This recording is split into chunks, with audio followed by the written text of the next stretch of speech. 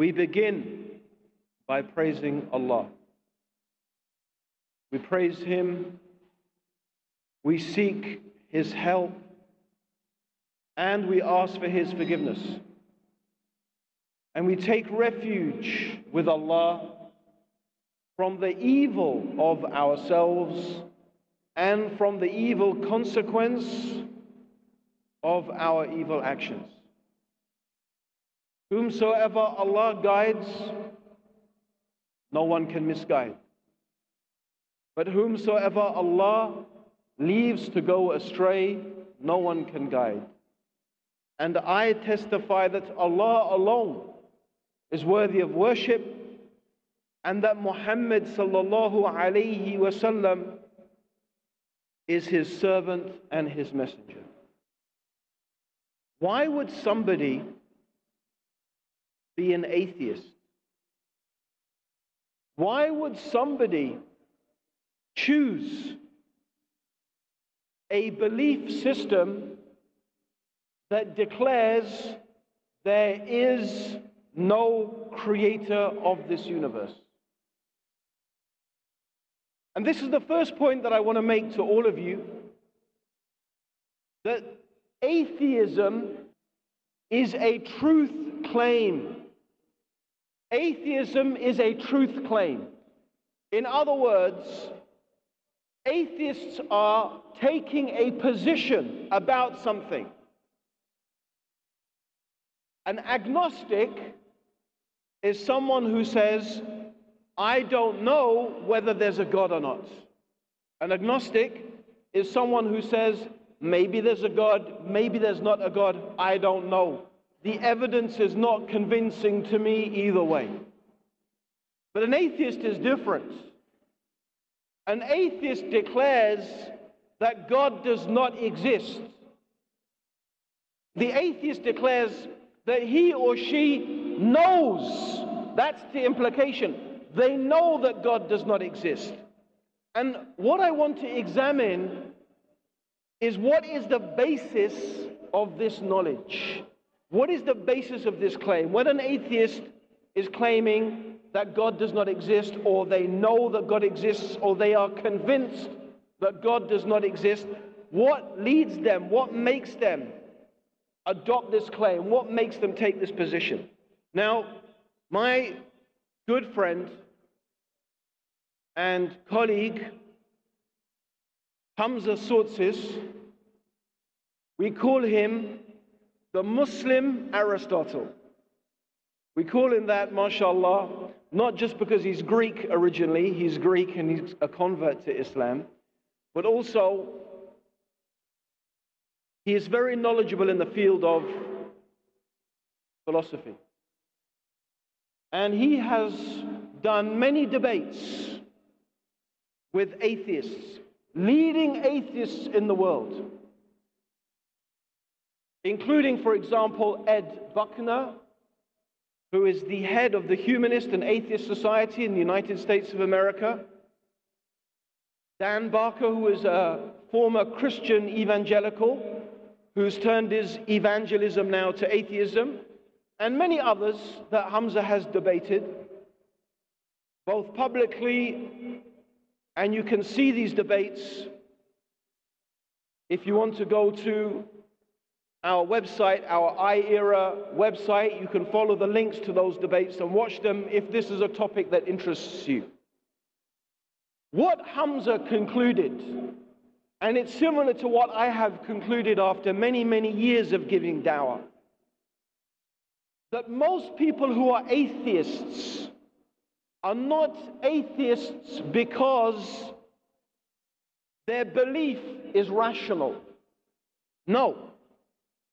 And all you have to do, my dear brothers and sisters, is watch some of Hamza's debates with these leading atheists in the world. And believe me, you will be disappointed. You will be very disappointed.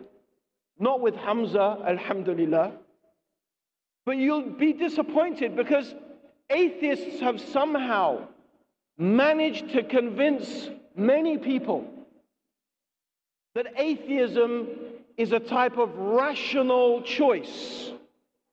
It's the default position of the scientist and the academic and the intellectual. So a lot of people today imagine that most scientists are atheists. And this alone, just this, makes people sit up and take the claim of atheism seriously. Even myself, in my many years as a Muslim, my mashallah, probably now 25 years, alhamdulillah, as a Muslim. I've been a Muslim now longer than I was a non-Muslim. I have thought about this subject a lot. How can we prove the existence of Allah? Examining the arguments of the atheists. But as the title of today's talk suggests, I have concluded there is a type of deceit going on. That their claim to be rational and intellectual is by and large a false claim. I would conclude, and Hamza has concluded, that most atheists are atheists because of emotional reasons, not because of rational reasons. Their position is an emotional position, not a rational one. And I think that the two most obvious reasons for a person to be an atheist, and there are other reasons, but the two most apparent reasons for a person to be an atheist is, number one, the person feels that God has let them down. And this is what both me and my colleague Hamza, through experience, we have found, that a lot of people, and this is often people who are formerly religious, become atheist because they feel that God has let them down. I used to pray, they would say. I used to be religious. I used to believe in God. But then such and such thing happened to me in my life. Such and such difficulty came to me in my life. How could God do that to me? I used to pray, they would say. I used to be religious. I used to believe in God. But then such and such thing happened to me in my life. Such and such difficulty came to me in my life. How could God do that to me? How could God sit there and let me face this difficulty? He should have rescued me. He should have saved me. He should have taken me away from this. In other words, they experience some difficulty in their life, and they feel that, perhaps they feel they are so special that God should have looked after them. And this itself, of course, comes from a wrong concept of God and a wrong concept of our relationship with God. As we Muslims know, life is a test. As Allah subhanahu wa ta'ala mentioned in the Quran, الَّذِي خَلَقَ الْمَوْتَ وَالْحَيَاةَ لِيَبْلُوَكُمْ أَيُّكُمْ أَحْسَنُ عَمَلًا وَهُوَ الْعَزِيزُ الْغَفُورُ. In the Quran, the Creator, Allah the Creator, is telling us that I have created life and I have created death, or I have created death. الَّذِي خَلَقَ الْمَوْتَ. I have not created death and life except to test, except to see which of you is best in conduct. And He is Aziz, He is the mighty, and He is Ghafoor, He is the forgiving. So life is a test. The nature of the test is that there will be hardship and there will be ease. There will be difficulties, there will be hardships, there will be illnesses, there will be sicknesses. Indeed, in the Quran, Allah is telling us, do you think that I would leave you saying you believe without testing you as we tested those who came before you? So we will be tested. And the fact that we claim to be believers in God does not mean we will stop being tested. No. In fact, we know from the Prophet Muhammad sallallahu alaihi wasallam that Allah tests the ones He loves, and the ones He loves the most, He tests them the most. Because it is through this process of being tested that we as human beings become refined. That is how we learn to improve. That is how we become better. That is how our character and our personality and our disposition, if we are patient, if we see the test through, then we become better human beings. It is like the process of purifying the ore of a metal. In order to get the pure metal, you have to purify the ore. You have to extract the pure metal from the dirt and from the ore that surrounds it. And through this process, the purification takes place. So a lot of atheists have this problem, that if there is a God, how come He let this happen to me? But this is not rational. It's not rational. This is emotional. It's emotional. If you think about it. And what I will do is go through the rational arguments of God's existence, and we will see that there are very, very strong rational arguments, very good reasons to believe that this universe has a creator. And then we will examine, insha'Allah, some of the arguments of the atheists, and we will also find out that their arguments are not strong arguments at all. But I gave one reason. So the first reason why, out of the two major reasons that a person becomes an atheist, and notice I say becomes an atheist, because the first topic I want to discuss, a very interesting topic, is that believing in God is actually natural and instinctive for human beings. So becoming an atheist is a decision that a person takes. Human beings are naturally born believing in the Creator. It's our environment and circumstances that take us away from that. Atheism is an acquired position. It's not a natural one. It's unnatural. The second reason why people become atheists is because they simply don't like the idea of having to live by rules, other than the rules they make for themselves. They don't like the idea that they are going to be held accountable.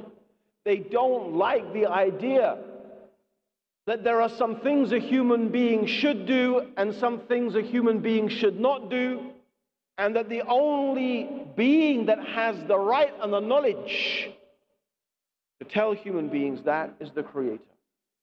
In other words, what attracts the atheist is what they imagine to be freedom. I say they imagine it to be freedom.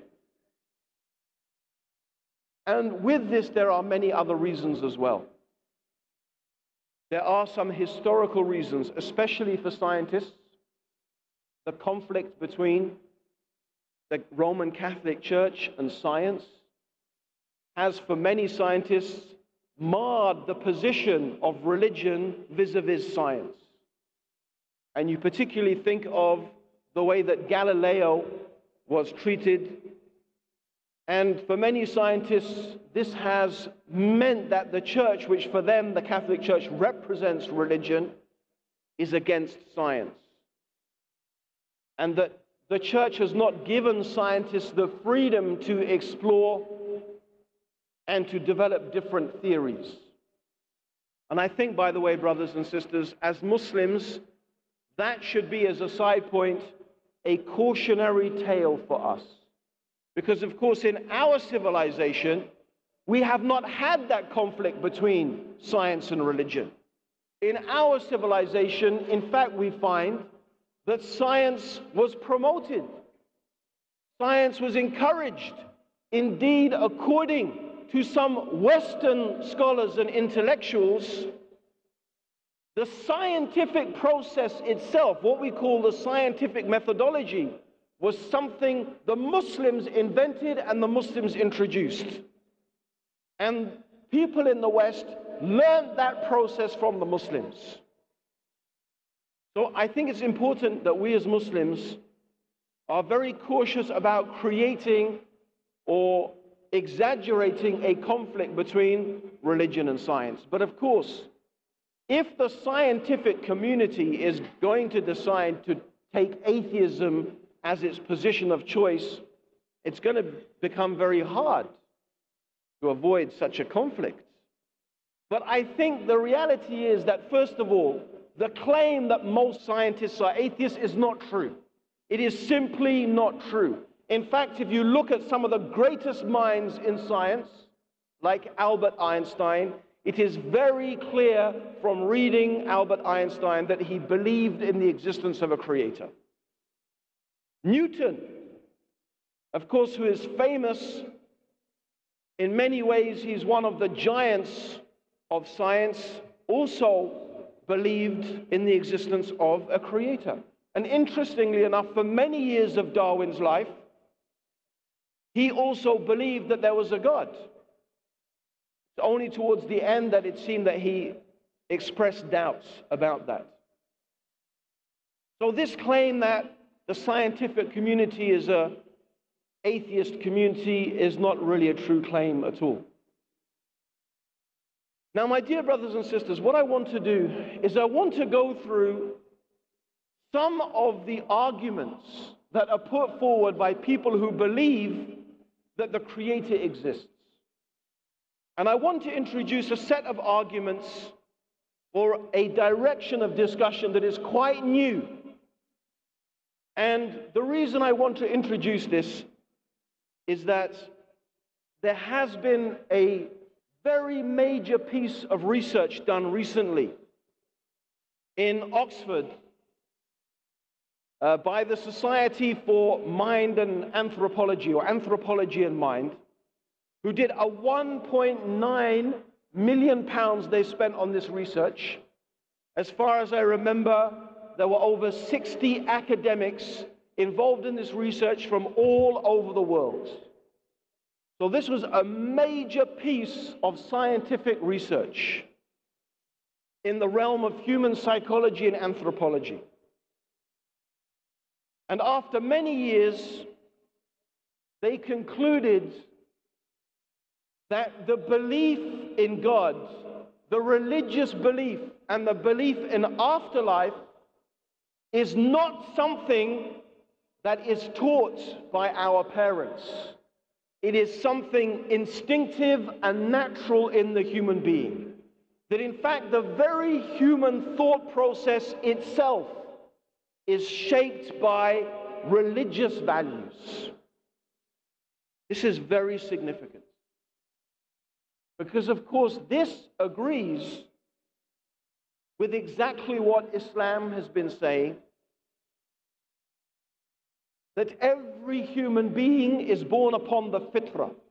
In other words, every human being, as the Prophet Muhammad sallallahu alaihi wasallam said, is naturally inclined to worship God alone.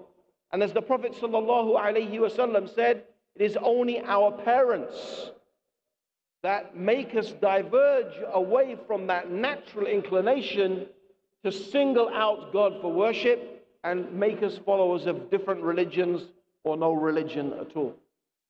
So this is the nature of the human being.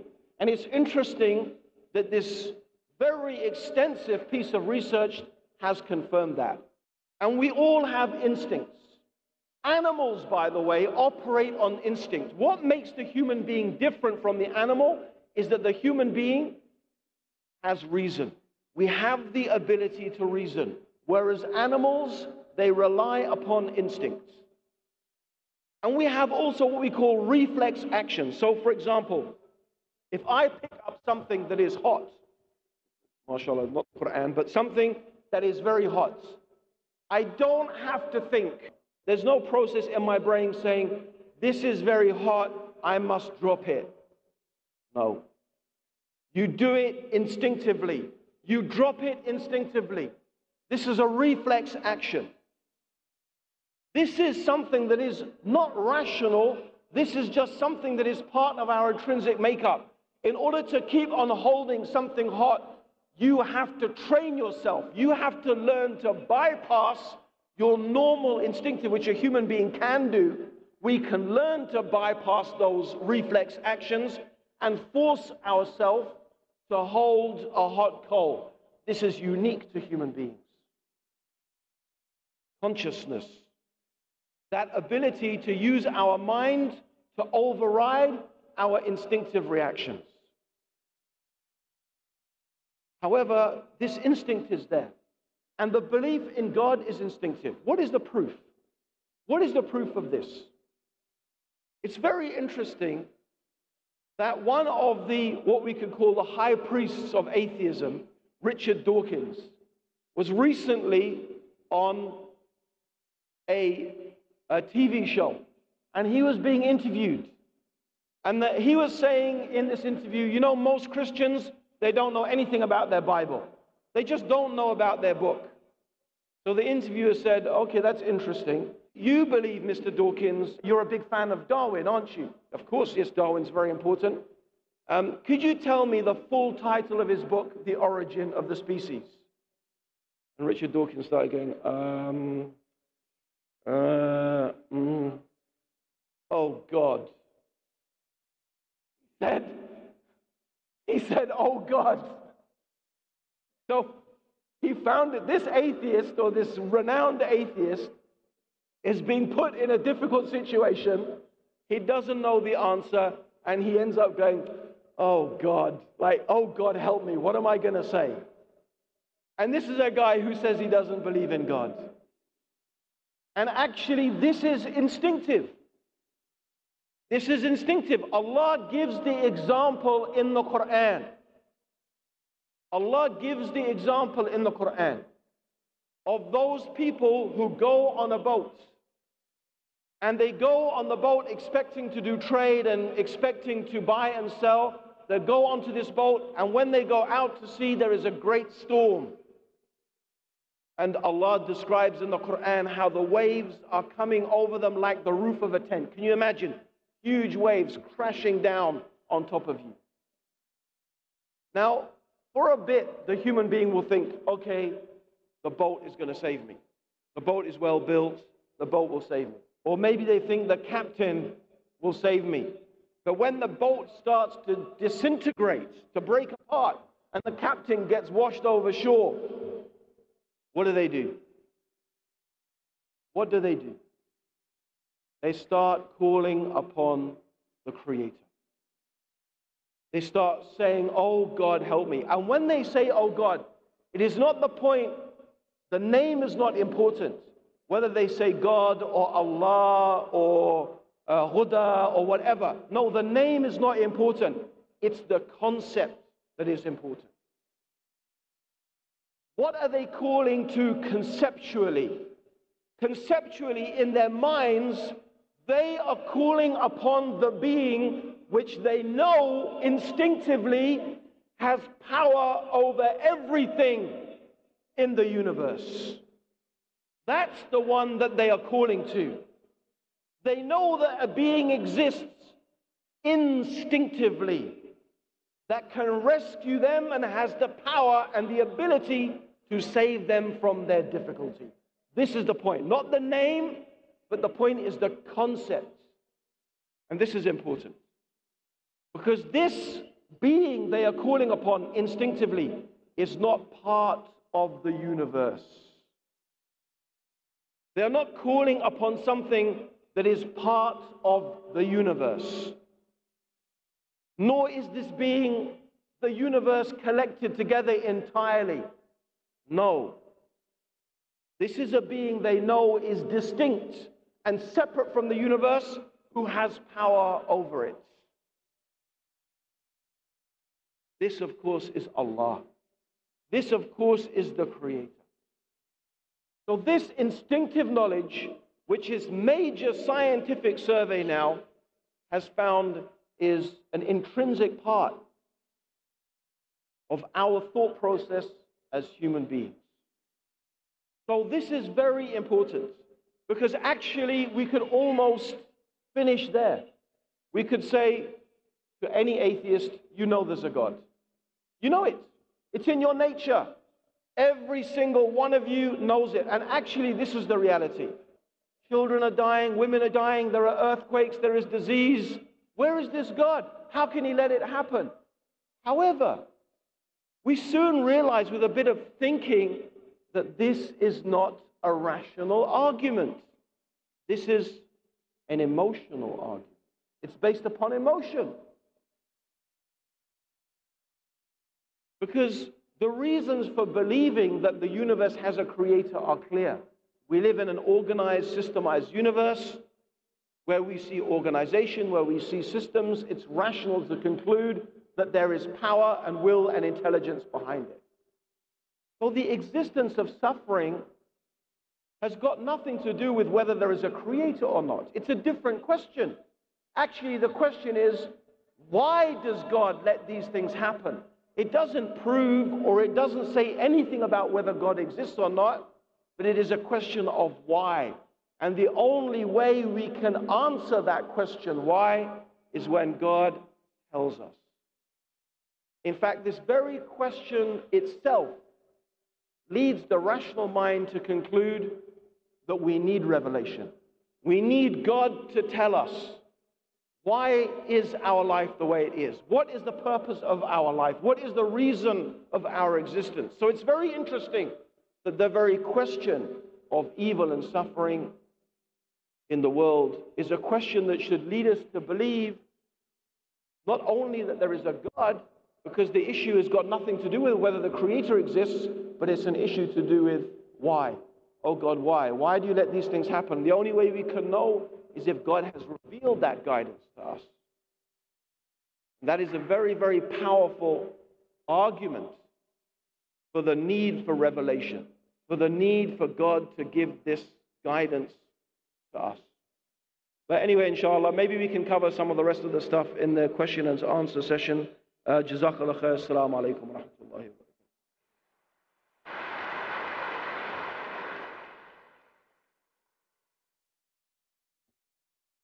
Jazakallah khair, Sheikh Abdurrahim Green. So now we have come to the time for the question and answer session.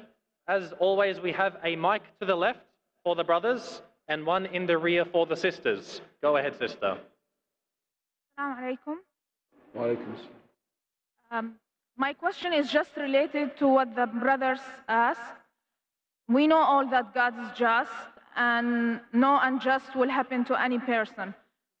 But when I talk to my atheist friends online and in person, their questions that I cannot answer is, where is the just? When I become Muslim and everything is easy because I was born in this side of the world, or I was born in this family. I know you just answered that about the people who's born in atheist family and such, but the question is, what should I tell them precisely? If I tell them that God is just and they will be answered in the judgment day, their answer is, I don't believe in God and I don't believe of the judgment day. So my answer is invalid to them, or it doesn't give them what they want to know. Well, I think first of all, sister, to me the answer in some ways is quite obvious, because you are talking to those people. Therefore, you are giving them the opportunity to change and to accept the truth. How then can they complain about the message not reaching them when you are the messenger bringing the message to them? Right? And this is the thing I really have to say. I hate to generalize about a group of people. There are some atheists who are maybe genuinely confused people, right? But honestly, many of them are very arrogant people. When you begin to discuss with them, you see it. You will give them very reasonable answers, and they come with very unreasonable replies. And these are the people who are claiming that they are reasonable. I would also recommend, highly recommend, you give to your atheist friends you're talking to online, just ask them to read this book, The Man in the Red Underpants. Ask them to read it and see if they can come to a response to what is in it. And you should read it yourself, inshallah. You will find it very, very helpful, because the beginning of the book is talking exactly about the issues to do with how do we know and how can we be convinced that God exists. The other point I want to point out, sister, is again the point of fitrah. We believe that every human being has an instinctive knowledge. Everybody. Atheism is an acquired position. And this study done by the Oxford Institute for Anthropology and Psychology, 1.9 million pounds they spent.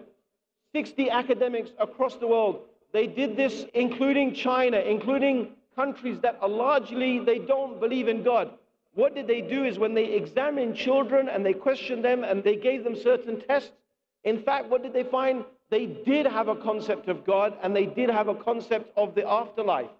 So even in these atheistic societies, children still had this basic natural concept. And this is some of the reasons why they concluded that the belief in God and the belief in religion and the belief in afterlife is actually a natural, instinctive belief in the human being, right?